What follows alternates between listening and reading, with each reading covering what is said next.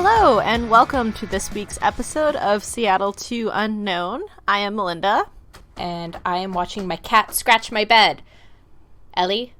I'm not Ellie. My name is Sarah, and I have a cat who likes to scratch things. I was going to say, oh my god, my dream came true. Sarah quit, and I'm doing a podcast with the cats. No such luck. Sorry, bud. Damn it. Is that our quarantine kittens update too? Our quarantine kitten update is that I have one cat who likes to scratch things and one who likes to pee on things and people and animals. It's the circle of life, Simba? I don't think the circle of life has anything to do with urine. They might have talked about it off camera. We don't know. It's in the deleted scenes. But yeah, she's so lucky. She's so cute. Isn't that like most animals when they decide that they want to be little shitheads? Well, the other day, she brazenly got up. We were all in bed, because, I keep the pet beds on the other side of the bed from me. And she walked over to Moose, sat down, and was just like, yeah, I'm going to pee right here. And Moose just looked over his shoulder at me like, Mom? What's going on? I mean, when you gotta go, you gotta go. Yeah, we're working on it. She's a kitten. She'll get over it. But for these past couple weeks, it's been real trying. It's like the laziest peer ever. Oh, yeah, especially since a couple days later, I really thought she had stopped. And then I woke up and I was like, God, I must have been really sweaty last night. And I felt my shirt and was like, nope, I was not sweaty. Nope, that is not sweat. Ew. Mm-hmm. You need to set everything she's peed on fire. I don't think I could burn myself or the dog. I mean, it just does, that smell does not come out of certain things.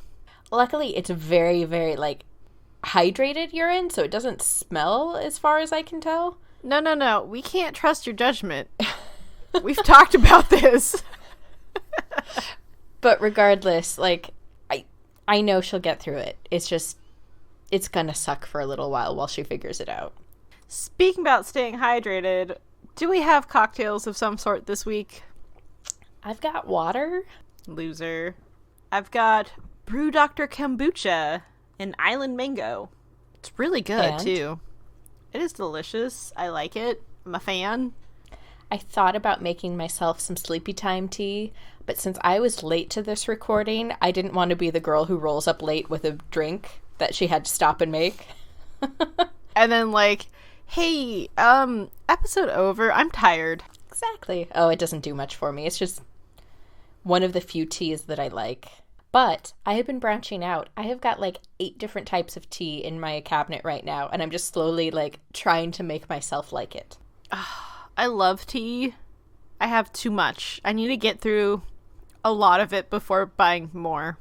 And it already got hella cold all of a sudden here, so full on tea season now. Yeah, but I'm starting with things that I know could be in my wheelhouse, so I got 4 different chais. Jeez. I'm a big fan of an Earl Grey. Oh, I was just about to say the one thing that does not appeal to me is Earl Grey. Oh, no. Oh. I love Market Spice tea. That comes from our very own Pike Place Market.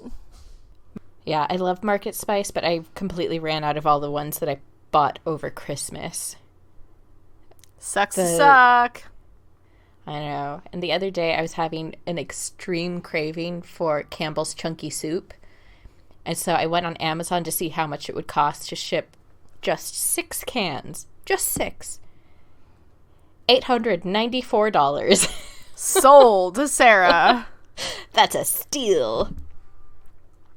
But I was so excited when I saw that they shipped here. I was like, okay, add a few to my cart. And then I looked at the cart and went, holy shit, what happened with the shipping?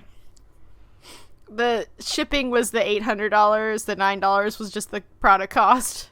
Pretty much. Yeah, I think it was $12 worth of soup. That's still a lot. Right, yeah, no, I know. Because a can of soup is not that much. But still. Yeah, but anyway. So do you have an update for us? It's freezing here already. I don't like That's it. fun. It's too early to be this cold. I'm over it. bring back fall. It's still not over yet, somehow. What's your update? So in a previous episode, I talked about the Corona contact tracing app that I have. And I checked it. And in the last 7 days, I have had contact with 5 people with Corona. Yay! So that's fun. I've gone outside of my neighborhood once. Once in the last, 3-4 weeks. And I still managed to come in contact with 5 people. And that's just the ones that have the app. Yeah. I don't want to know my number still. I'd rather not. The interesting thing is that I didn't get an alert at all. I only know because I opened the app to look at it. And I was like, oh, what's this number here? What's 5 mean? Oh, no. Yay. So, and it says I was outside of the range of needing to get tested, but inside the range to be very cautious. So that's fun. So, 2-week self-quarantine? I mean, kind of, sort of. I can't really quarantine with a dog. So, every time I go out, I have to wear a mask. As you should. Right, but here currently there is no rule or even suggestion that you go out wearing a mask unless you go indoors. Which might be why we now have 11,000 cases in a single day. I was going to say, and that's why we're in the situation that we are. Mm-hmm. Charlie Brown. So yeah, that's fun. If you hear chewing in the background, it's the dog, not me. Just throwing that out there. That's what she wants you to think. I'm a very loud chewer and I do not close my mouth. Crunch, crunch, munch, munch. Anywho's, what's today's topic of this travel-induced podcast? Travel-induced podcast? Well, it was travel-induced. Then we stopped traveling. You keep using that word. I do not think it means what you think it means. I don't think you're following along with my logic as you should be. Bring back the cat. She was a better co-host. I just dropped the lid to the food jar on top of the other cat, and she just kind of looked at me blankly like, huh? Rude. So, our topic this week for our travel-induced podcast is Travel Kickstarter. made us do it. Travel, our topic this week is the hazards of Kickstarter. The dog Thank you for punctuating agrees. that. So, if you've spent any time on Facebook, or maybe these are just the ads targeted at me, you've probably seen ads for Kickstarter products. I actually don't think I get Kickstarter ads because I've not done anything Kickstarter related, even went to their website. So, well, I get them a lot, and apparently so does my sister as well. So, Kickstarter, if you don't know, or Indiegogo, which is very, very similar, is a platform where people who have products or projects that need funding can post them and ask for support. And depending on how much you pledge to support them, you get different perks. And travel companies, especially really fledgling travel companies, post their stuff there a lot. Because if you properly market it, it's a very quick way to get the funding you need to launch your product. Supposedly. Well, if it's a solid idea, you will probably get it funded. But you see a lot of products that really make you scratch your head like, who thought that was going to work? Did you really think that was going to work? That's not going to work. You're not going to get funding if your product diagram is something you doodled on the back of a napkin and scanned into Kickstarter. What? I thought my stick figures were brilliant. Yeah, but you can't sell stick figures. I mean, I probably could. You want to start a Kickstarter? Do it. I don't know how. So, yeah, the thing is that you probably are more familiar, you being general, not specifically you, Mellinda, with Kickstarter products, but the successful ones actually go to market afterwards, and they are successful because they are good products. The ones that languish in the corners of the dark internet that nobody goes to, those are the fun ones, because some of that shit's super entertaining. But for instance, gosh, what's a product? I mean, a lot of them turn around and end up on like, what's it called? Shark Tank. I keep wanting to call it the Lion's Den because that's what it's called in Germany. Oh, like, legitimately people on Kickstarter get enough funding to, like, get themselves onto Shark Tank sort of thing, or? Mm-hmm. Yeah, I think, God, was it, like, I think Ring started off on Kickstarter and then went on Shark Tank and failed, and then Amazon bought it. Which is interesting because there's a few things that are like, oh, it was an item on Shark Tank, but they don't tell you if it did well or not, and it's, like, the best thing ever. Yeah, apparently it wasn't Ring, but I do remember there being several products where they'll be on Shark Tank and they'll be like, yeah, we did a round of crowdfunding, and they're like, were you on Kickstarter? Yes.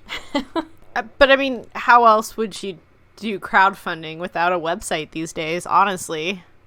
Yeah.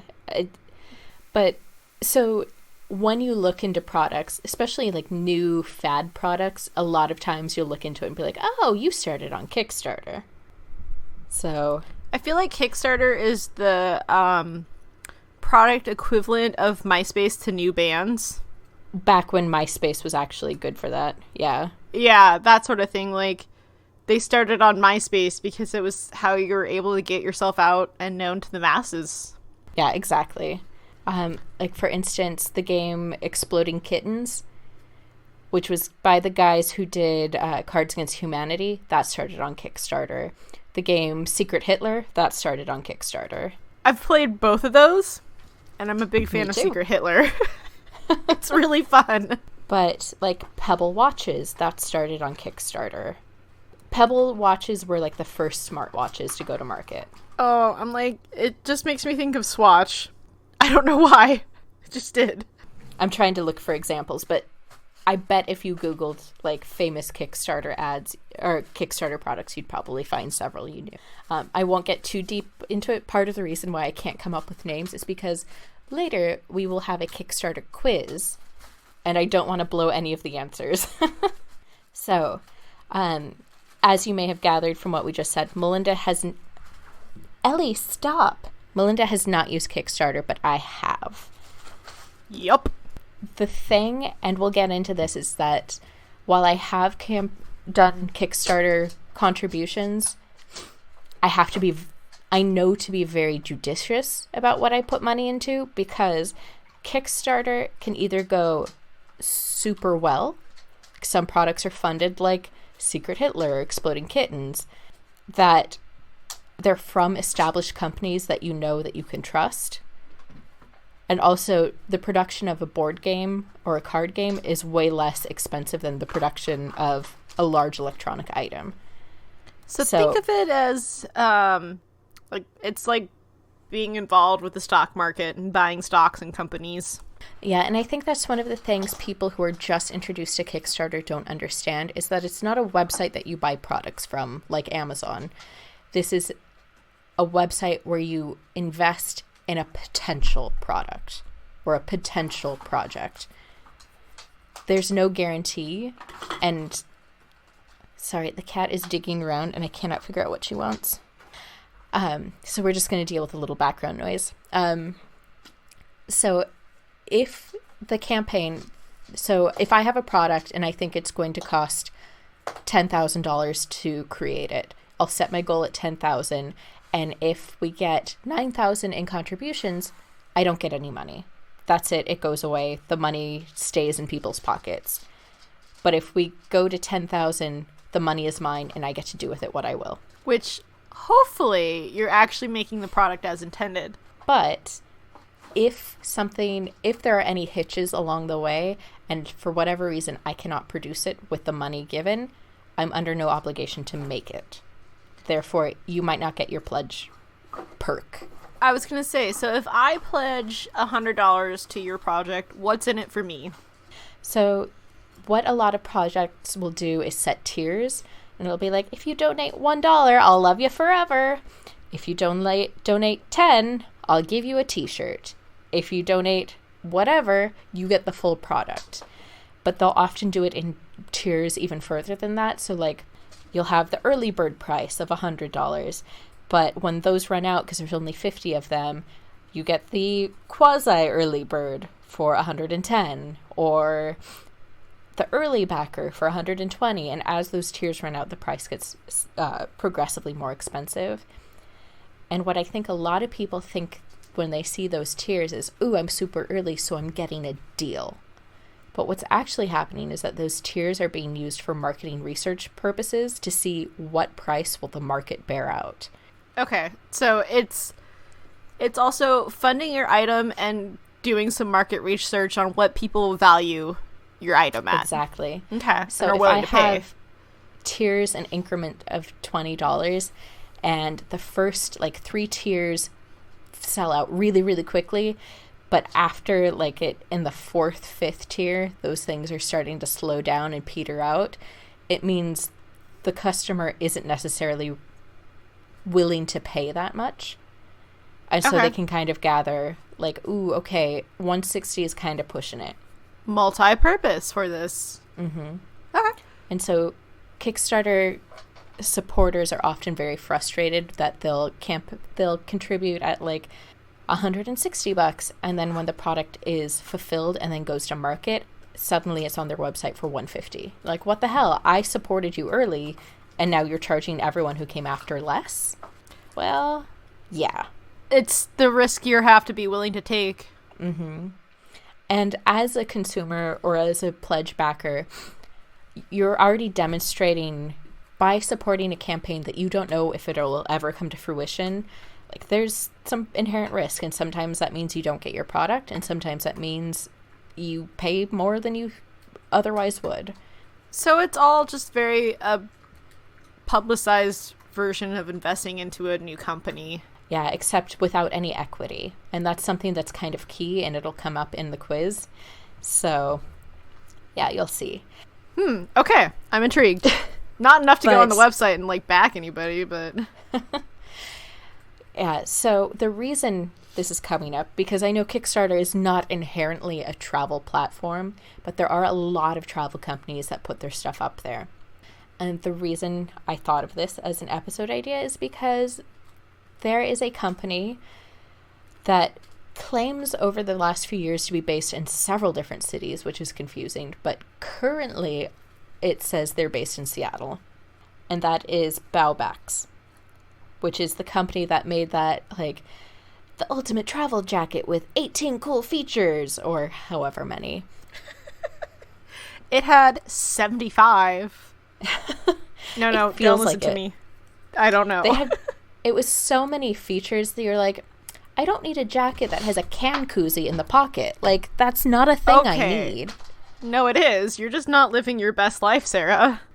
Treat yourself. But here's the thing. Original backers... Oh my god, the cat keeps ripping the charging cord out of my laptop. Cat! The thing is that those can koozie pockets didn't hold a full-size can of pop. It only held airline-size bottles, which they don't actually give you. And why would you need it in your jacket on the plane? Exactly. Some of the... I don't have a list of the features in front of me, but some of them just were real head-scratchers. I don't need that. I don't need the ability to hold 8 different electronic devices in the pockets. I just don't. So, over the years, Baobacks has done 2 rounds of jacket campaigns, a pants campaign, and a travel shoe campaign. Every single one of their campaigns were sized too small per their own sizing chart. So nearly everything that shipped had to be returned and exchanged. Jesus. That's bad. That's real and, bad. I can see having that issue on your first campaign. But so after they did 2 jacket campaigns, I figured, they're pretty well established. It should be pretty safe to contribute. They got it this time. Yeah, I pledged for their pants campaign. And the pants I got, even though in the label it said it was my size, I could not pull up over my calves. Which I think we've talked about them in a previous episode. It's possible, but maybe. These pants were extremely tight and very almost PVC shiny, even though they were supposed to be bamboo and cotton. Which is, it's fine. It's a look if that's what you're going for. But if you weren't expecting that, Yeah. that's some loud pants. Yeah, and after that, my sister contributed to the shoe campaign, and her shoes weren't only too small for her, they were too small for my sister's daughter. Okay, but time out. You guys are giants, and therefore you have giant feet. Yes, but size 10s should not be too small for a kid who wears size 8. Ah, there we go. Context. Yeah. So they'd probably fit me. Basically. Yeah, okay. I wear a 6.5, for the record. She's got itty bitty little feetsies. Sorry, can I just side story real quick? Uh-huh. Speaking about me having tiny feet and just being a tiny human, Sarah can attest to this. I have a hard time reaching things, like, if you're going, like, out of a parking garage and you have to insert your ticket into the box to be let out. I'm the one who has to put my car in park and open the door and then reach through my window to reach. Doesn't matter how hard I try to get close without, like, hurting my car. I can't reach. I'm too little. The world is not made for you. It's not. It's very problematic sometimes. Yeah, well, maybe you should buy their shoes. Just buy too many sizes. Buy size 10. Yeah.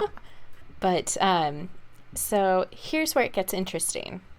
So I got my pants back in November, and they said exchanges and returns will start after we've shipped all of the product. So in February, we will give you instructions for how to return them to us, which is a long wait. Like, November to February is not a short wait. But in February, they said, oh, we've already told everyone who can return them how to return them. Everyone else cannot return them. But how do you decide that? I have no idea. So Yeah. I emailed them and they said, oh, yeah, we'll send you a return label. They never did. And then it started to occur that people who were allowed to return their stuff found that the company was not accepting the packages. Oh, like, here's your shipping label, but once it gets here, we're sending it back? Yeah, we're declining it. And a good deal of product got lost in the mail. Well, yeah, yeah. So yesterday I was talking to my sister about this because I had emailed them again, like, hey, you never gave me my return label. What's going on? They wrote me back. Wait, let me see if I have the email. Dear Miss Sarah. On the one hand, I feel bad for them because I know a lot of companies were in a bad position due to Corona. And as a company who ships from Asia, they were probably struggling pretty bad. But they were also struggling before this happened because everybody had to return everything. That's a little more leeway than... Yeah, they wrote back to me and said, I am sure that you are aware that we had to shut down our return center where there was an outbreak of COVID-19 virus in Seattle / Hong Kong. And that is the reason why we had to discontinue our returns exchange process for the time being. Unfortunately, the pandemic hit our old company quite badly that it went insolvent. We had to lay off 75% of our staff and sell all of the assets assets of the business to a new owner. We, at the new company, were able to purchase the assets and ship out any unshipped backer and website orders, but any liabilities remain with the old company, which is now dysfunctional and insolvent. We do apologize, but for the above-mentioned reason, it will not be possible for us anymore to accept and process your return exchange request for the pants. We are very sorry. But here's the kicker. Are they? Yeah, no, I know. The kicker is that my sister got an email from them saying that she could return and exchange her shoes. Like the same body, except we apologize on the delay. Feel free to exchange. Basically.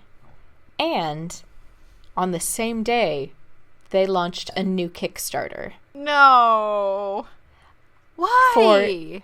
For the exact same shoes that my sister had purchased over a year ago. Ooh. Yeah. How are you going to get backers if you can't do the other things that you've promised? Exactly. Are they marketing as a new shoe, or is it like the same shoe but upgraded? The exact same shoes, same graphics, same everything. But are they acknowledging it that they've done this already? No. Oh boy. I want to look something up really quickly. So the original shoe campaign was in 2000. This doesn't seem right. It says August 2019. It raised 1.3 million. Oh, damn. And very, very quickly, I remember watching it. They had 8,000, almost 9,000 backers. Their new Kickstarter has been open, I think, 2 days. And I want to say, like, they hit 1 million with the old version probably within a couple days.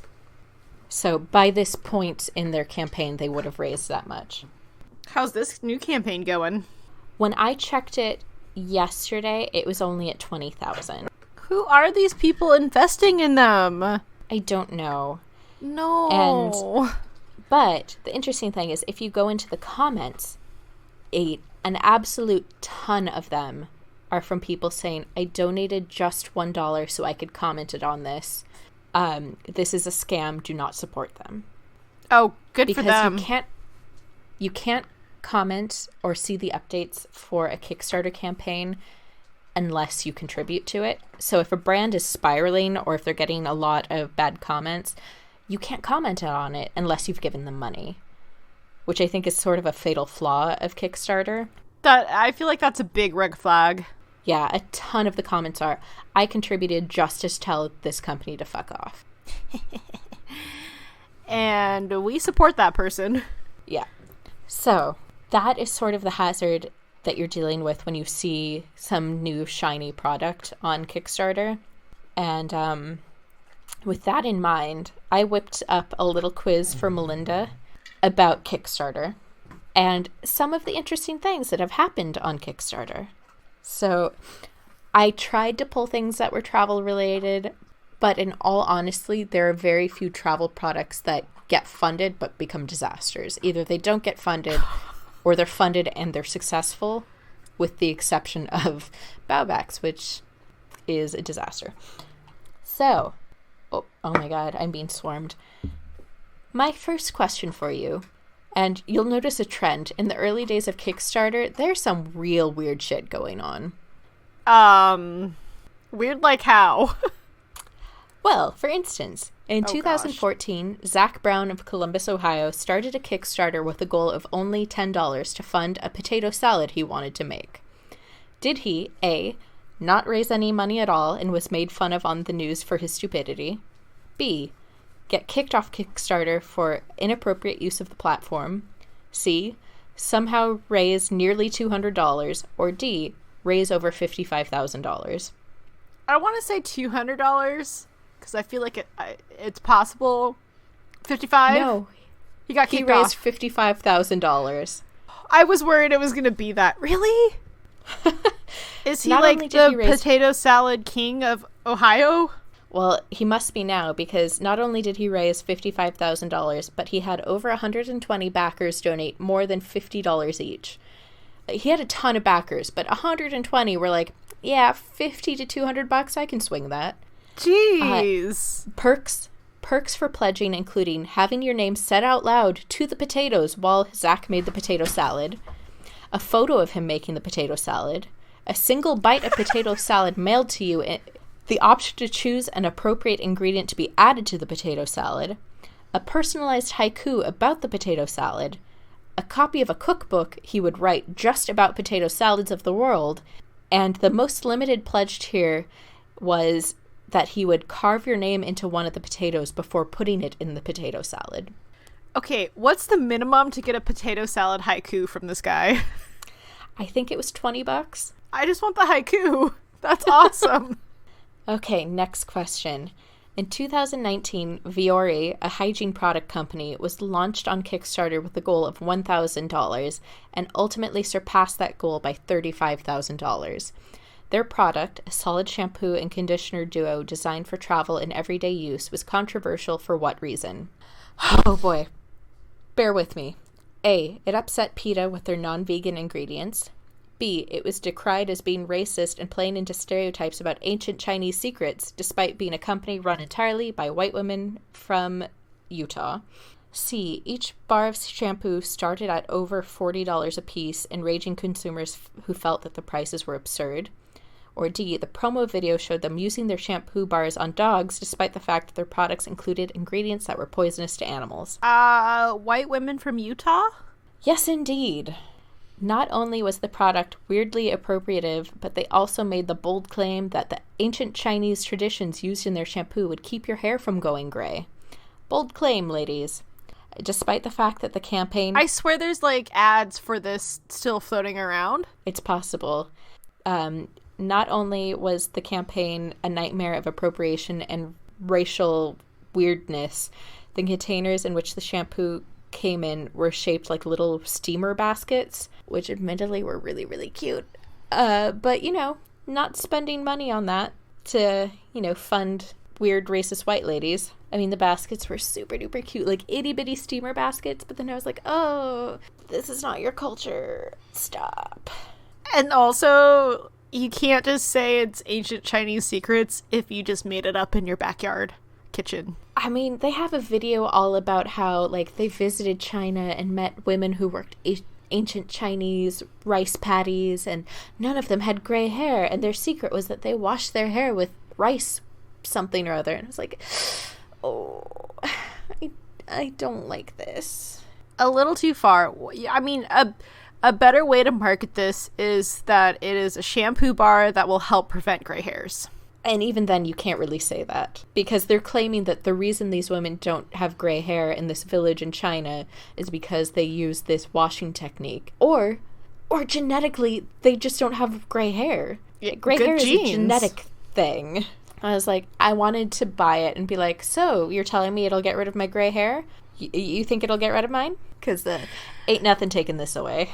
I would love you to be like their product model before, after. Still gray, bitches. What's up? I had a woman the other day approach me in a store and touch my hair and say whoever was dyeing it was doing a really bad job. Ouch. And I was like, oh no, she said my highlights were bad. I'm like, lady, these ain't highlights.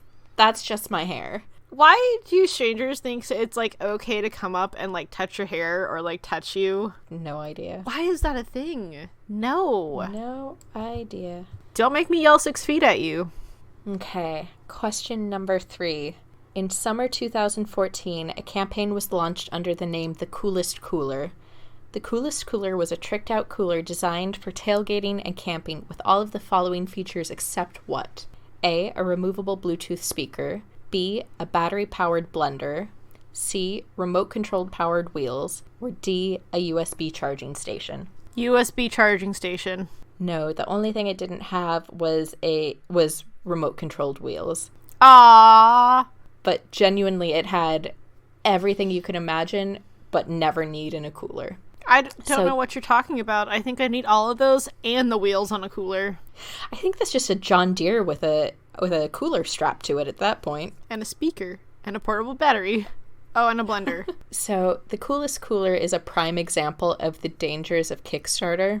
So, the Coolest Cooler was a victim of the rising tariffs against products made in China. And 5 years after the campaign was launched and fully funded and partially shipped, the company just collapsed into bankruptcy, and the remaining 20,000 backers who had not received their products were informed via Twitter that they would never receive the coolers they had purchased at prices ranging from $185 to $225. Ouch. Also, really dumb product name. I know. And when reached for comment, and this is what people need to understand about Kickstarter. A Kickstarter rep was quoted as saying, "There is risk in creating something new, and some projects won't end up working out. In this case, 1/3 of the backers won't receive the rewards they were promised. We've worked hard to make it clear that Kickstarter is not a store." Which is not the most sympathetic statement to release. I'm like, meh, screw you, dummy. Sucks to suck. We're not a store. Goodbye. Yeah, and here's the truly crazy thing. The Coolest Cooler had raised over $13 million. Whoa! Whoa! And they still went bankrupt. And somewhat surprisingly, the coolers they insisted that couldn't be shipped to backers were eventually put up for sale on Amazon. Under the Coolest Cooler name? Mm-hmm. And when they ran out, they ran out. But it was less expensive to put them on Amazon and get more money. Obviously, you get more money when you sell them again than it was to ship them to the people who had originally paid for them. That's like a giant slap in the face to anybody that gave him money. Mm-hmm. Ouch. And now you can find them on eBay for $99. Oh, no. Mm-hmm. Oh. I mean, it's not new ones, but people are trying to sell these coolers that, like, if something breaks, you have no more support because the company doesn't exist anymore. It's not worth it. No. This is why I don't participate. Like, all this is like, nah, I'm fine. Yeah, it's all an issue of being very picky about what you support. Because I've supported 4 things now, and only 1 went wrong. I still got the product. It was just sized very, very poorly. Do you just put the pants on your arms and run around your apartment? I think they fit Moose pretty well. Picture, it's not real. Oh, they're still in the bag in my office locker because I didn't bother bringing them home because I wasn't going to wear them. But question number 4. In fall 2014, a Welsh company launched a Kickstarter for Xano, a pocket-sized autonomous drone that would allow you to snap photos and follow you around. It was touted as the ultimate way to take beautiful photos while traveling. Could be operated with just your phone, and the cost was a mere $230, which is like good price for a drone, especially one that completely operates by itself. Right. Xano raised over $3 million from 12,000 backers, but due to major production issues, they were never able to deliver all of the devices. How many devices of the 12,000 did they manage to deliver? A, 9,000, B, 6,000, C, 2,000, or D, 600? 25. That is the closest answer. They, in fact, delivered 600 out of 12,000. I was going to say, it's got to be a low number, but I didn't think it would be that high still, honestly. Mm-hmm. And of those 600, nearly all of them had technical problems. Well, yeah, anytime you have new technology, it's going to have problems that you're going to have to improve on. And the person who founded this company was formerly like a contract lawyer who taught himself how to code. He didn't have any tech background. Oh, yeah, it's going to have some problems. So the creator of Xano had originally stated that he saw his product as one day being as ubiquitous as the iPhone, a true game changer in the electronics world. I mean, it's a really cool idea. Yeah, and it's since been adopted by other companies. So that's one of those things you have to wager. Like, do you want to back this new product, or do you just want to see what happens later when bigger, more stable brands take those things on? Frankly, I want to watch the world burn. DJI makes products that do this exact thing. It just came out a couple years later. Several months after the completion of their campaign, Ars Technica writers visited the Xano offices where they were allowed to hold a Xano drone, but were never allowed to actually switch it on and see if it could fly, which probably should have been a strong red flag that the device was facing difficulties. Yeah.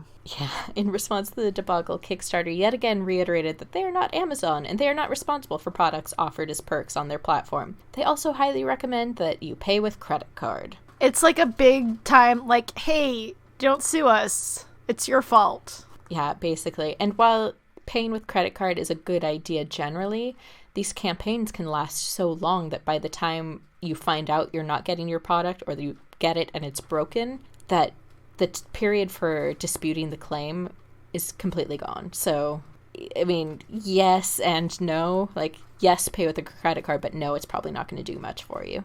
It's just a big time buyer beware. Mm-hmm. Question number 5. In October 2017, B Toothbrush was launched on Kickstarter with the goal of raising $30,000 for their wind-up toothbrush. B, standing for Beyond Electric, was a toothbrush that aimed to run only on human power and waste no batteries. Per their Kickstarter timeline, they anticipated shipping their products to backers between November and December of the next year. But their release was halted in July 2018 after releasing a demo video of their latest prototype, which was quickly called out as a scam.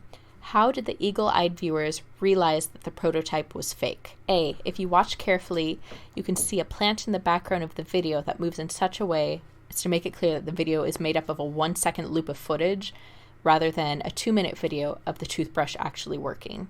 B, you could clearly see the battery hatch in the video. C, the person demonstrating can be heard saying under his breath that he can't believe anybody is going to buy these lies. And D, the toothbrush used in the demo video is clearly a Sonicare toothbrush with the labels removed. Sonicare. It's actually the plant. So it's a video of him with the toothbrush. He winds it up, puts it on the counter, and steps out of frame, which is weird. Like, if you're demoing the product, why aren't you in frame? Well, that's because you would notice if he had stayed in frame that the video that's supposed to be 2 minutes of the toothbrush working is just 1 second on loop. Jeez. So in the background, you can see like this plant that's moving really strangely, like it's jerking around. Because why is the plant moving? Well, it's just like plants naturally moving in the gentle breeze. Like plants are not actually stationary. So there's a breeze. You can see it jerking up and down because it's 1 second sped up on loop. Oh my gosh. Mm-hmm. That's a lot of effort to put into a product that's just not going to happen either. Like, it's not going to happen at that point, but you still made this video. Mm-hmm. Yeah, and when he was called out on it, the founder of the company, they claimed that, we had been traveling all day and we were tired, and then the prototype broke, but we still really wanted to put out this video, so we figured, what's the harm in adjusting the footage a little bit? That's not adjusting the footage. There was 1 second of it. Mm-hmm. Yeah. Oh, man. So it has now been 3 years since the campaign kicked off and 2 years since the products were supposed to be delivered. And so far, nobody has received anything. However, they did kick off the exact same campaign later, a year later, on Indiegogo. So now there's campaigns on 2 platforms with backers who are not getting anything. Is it the same video for both sites? Eventually, they took it down and put up a new video where they're like, see, that prototype was broken, but this one works. It's 5 seconds looped. Yikes. Yeah. Oh, and in total, between Kickstarter and Indiegogo, they have raised $846,000. Whoa! No. Mm-hmm. Is it all $1 contributions of, like, look here, they're fake? It's 846,000 people who are like, wait a second. Oh my gosh. This is not convincing me to participate in anything on Kickstarter. No, it's really not. Number 6, speaking of unsuccessful crowdfunding campaigns, which of these raised the highest amount of money on GoFundMe ever? A, We Build the Wall, a campaign to raise money to build the U.S.-Mexico border wall. B, Free Britney, a campaign to help Britney Spears fight against the conservatorship she's currently under. C, Make America Kanye Again, a campaign to help elect Kanye West as president. Or D, Game of Thrones Season 8 Sucks, a campaign to have Game of Thrones Season 8 rewritten and reshot. Ooh, I'm feeling it's a toss-up between freeing Britney and fixing Game of Thrones. It is actually We Build the Wall. Oh, no. Mm-hmm. No. The campaign to build the border wall raised $9 million in just 3 days and ended up earning $25.4 million in total. Holy crapola. But fun fact, they only built a half a mile of wall, and it eroded shortly thereafter. Good. There's your product. Hope you're happy. And the man who started the campaign has been indicted for stealing $350,000 from it. Steve Bannon has been indicted for stealing $1 million. Oh. And 2 other conspirators, in addition to these 2, are now facing charges of laundering money and wire fraud. Nice. Good job. Mm-hmm. I wonder if they just made it like that big of a controversial topic just to get the money and steal it. Yeah, who knows? I mean, I think when this first kicked off, a lot of people were like, okay, but you can't donate to the Department of Homeland Security, which is the department in charge of the wall. So where's this money going to? You can donate to the U.S. Treasury. That's a thing. I don't think it happens a lot, but it's a thing. But the government isn't just going to take a check for $25 million. I mean, I'm sure they'd love to, but that's not really how it works. Now we get 3 hammers. So, I mean, GoFundMe is obviously a slightly different platform from the other 2, but when I saw that, I was not shocked, but not pleased. Yeah. Man, I really wish it was Free Britney now. I know, right? That's downright noble compared to the other options. Yeah. Okay, No. Question number 7. This one's not a bad one. So, which of these now well-established travel companies was not launched on Kickstarter? A, Nomadic. B, Away. C. Minal, or D. Peak Design. I only know of, like, one of those names.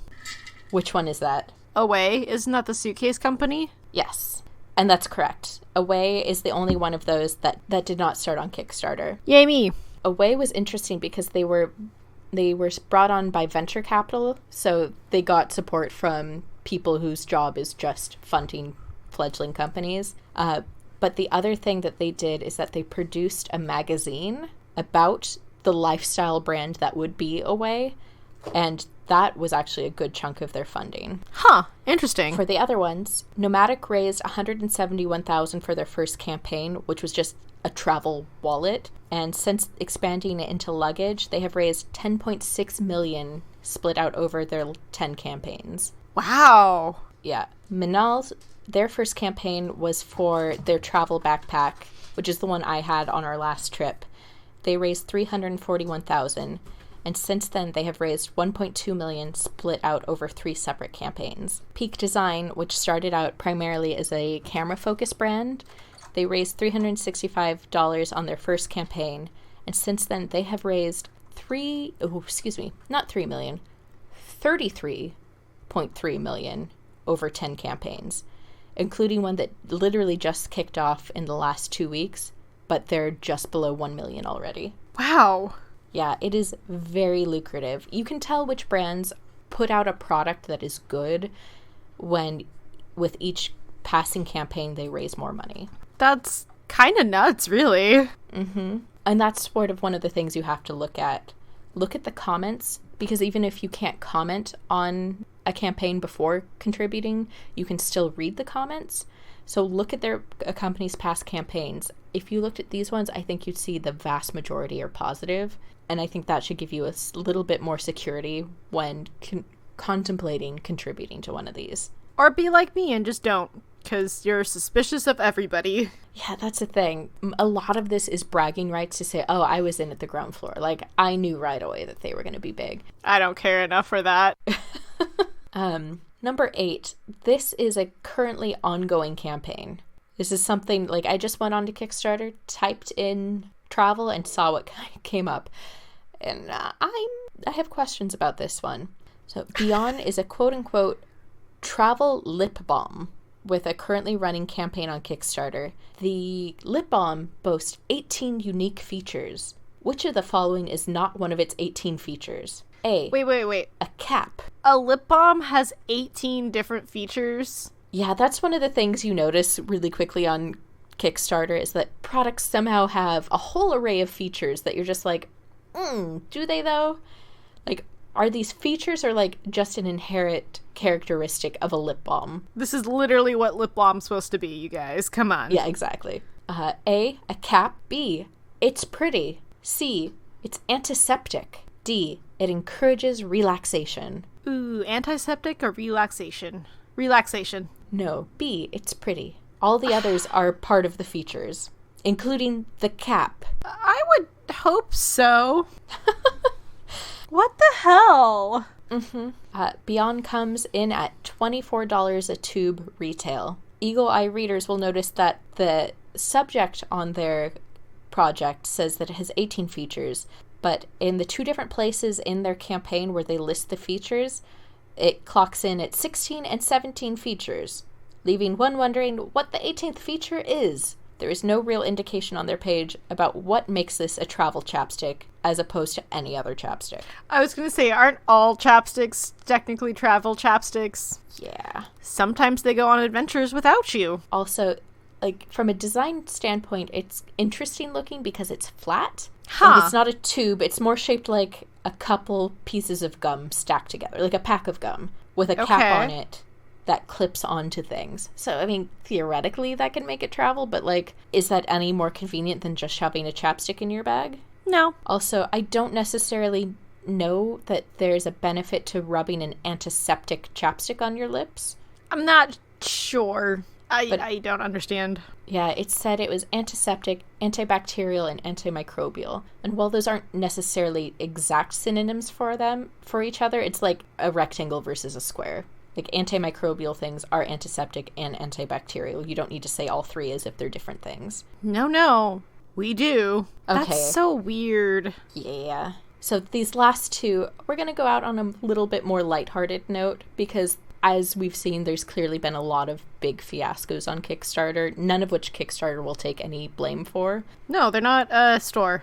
Don't sue us. Well, beyond, like, the useful travel stuff and the games and, like, people's personal projects, there's also some really, really weird shit on Kickstarter. So, which of the following crowdfunding products is not real? So 3 of these are real, actual products. 1 is not. I'm scared. I'm scared. A. Licky, the tongue-shaped brush that you operate with your mouth. B. Megasis Horse Runners, running shoes for horses. C.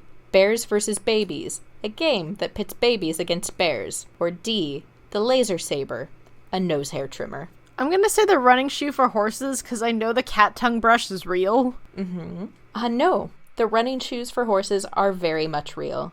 The fake one is the Laser Saber, the nose hair trimmer made of lasers. I mean, somebody had to try.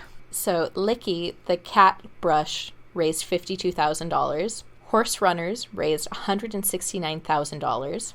Bears vs. Babies raised $3.2 million. And the Laser Saber is something I made up, but is based on a laser razor that I saw that was also, unsurprisingly, not completed on Kickstarter. Yeah. But was real. I can see someone making that post. Sarah, I think I found your calling.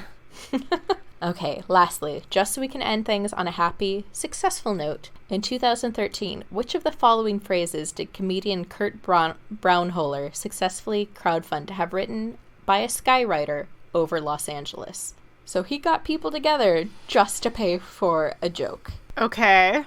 What are my options? A. How do I land? B.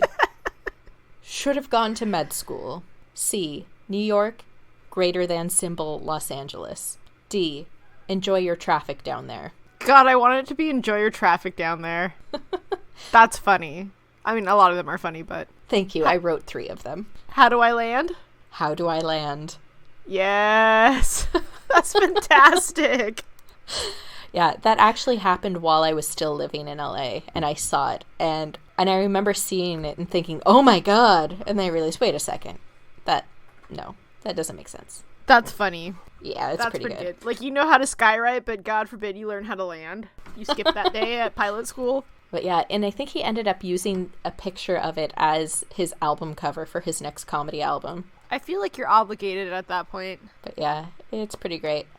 And if Facebook would load, I would send you a picture. Facebook for you. Well, I guess the moral of the story is if you're going to go to Kickstarter and pledge money, proceed with caution. Yeah. There are a lot of really good products on there. Like, the Peak Design backpacks, the travel backpacks, look amazing. And if I didn't already have a travel pack, I would probably get it. Or give her 6 more months and she's going to get a new one. Yeah, exactly. But sometimes the key is just waiting. If you can't financially deal with, like, losing the amount of money that you pledge, Kickstarter's not for you. It's Vegas. Like, sometimes the house wins. They get your money and they run. Yeah. If you're not okay with not seeing the money or the product, then don't play. I'm not going to play. I definitely think it's really interesting to keep up with what's going on. Like, I just want to see what the new ideas are. But after the pants fiasco, I decided I'm just going to sit it out from now on. If something truly amazing comes up and the price isn't ridiculous, sure. Maybe once it hits Shark Tank. Yeah, exactly. Because as we know, all Shark Tank products are successful. Are they? Like, no, legitimately? Not remotely. Okay. I've never actually watched that show, so I'm like, It's pretty rare that a Shark Tank product goes to market. I was going to say, I think a small handful probably get made. Yeah, I mean, some of them get made on a small scale, but never really take off. Wasn't Squatty Potty a Shark Tank thing? Yes, but I think it had been crowdfunded before that. They're pretty awesome, I'm not going to lie.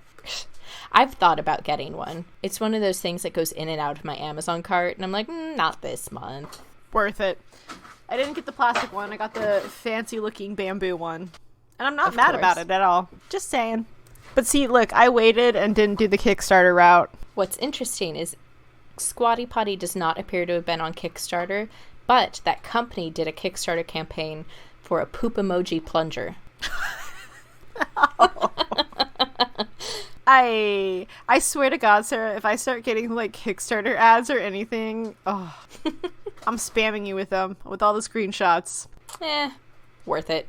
And all you're getting for your birthday / Christmas will be a poo emoji plunger. Let's see if it was funded. I have to know.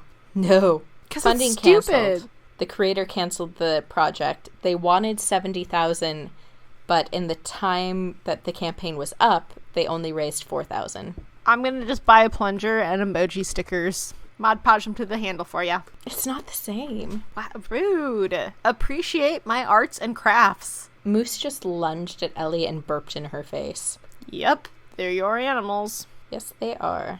Anyways, does that wrap us up? Poo emoji plungers? Is that our end note? Wraps us up. So right. Go forth and look at Kickstarter with caution. Who knows what oddball travel gear you might find? Yeah, I mean, some of it will legitimately be cool. It's just, you've got to weigh the risks now that you know what they are. And remember, it's an adventure. So, please back my Kickstarter. I'm selling my dog. Perk level 1 is just you straight up get the dog. Be warned, he barks at people. And cats. Well, not people, just cats. And nothing and everything and... Anyways, we will see you next week. Next other week. Bye! Hi, everybody. Thank you for listening to another episode of Seattle to Unknown. If you enjoyed this episode, please subscribe and leave a rating on whatever platform you are listening to us on. If you're interested in following us, look us up on Twitter, Instagram, and Pinterest. We're on all 3 platforms as @C2Unknown. That's SEATO Unknown. Or you can jump right onto our website, www.c2unknown.com. I'm on Twitter and Instagram as @SAR_S, and Mellinda is on both as @HooliganMonster. If you have any travel stories or tips you want to share with us, please reach out to us at our email, which is c2unknown@gmail.com. Thank you, and we hope to see you back here next week. Bye!